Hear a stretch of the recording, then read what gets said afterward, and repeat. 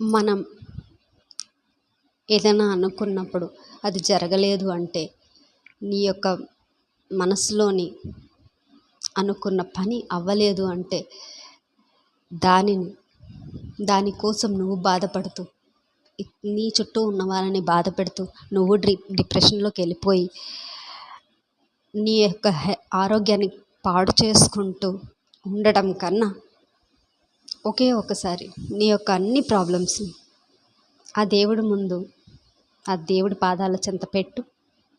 మనస్ఫూర్తిగా నీ యొక్క బాధలను, అన్ని కష్టాలని చెప్పుకో.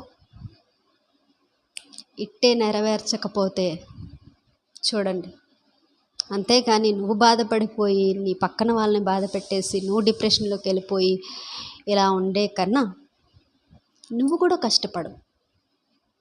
నీకు కావాల్సింది నువ్వు కష్టపడితేనే నీకు సంతృప్తిగా ఉంటుంది.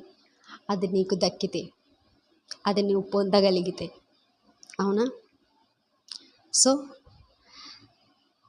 ఏదైనా కానీ సాధించడానికి ప్రయత్నించు.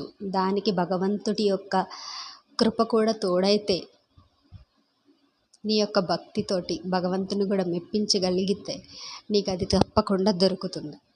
అర్థమవుతుందా? అంతేగా నువ్వు బాధపడకు. నువ్వు బాధపడటం ఏంటి? నువ్వు డిప్రెషన్లోకి వెళ్ళడం ఏంటి? ఒక్కసారి ఆలోచించండి. సరేనా? బాయ్.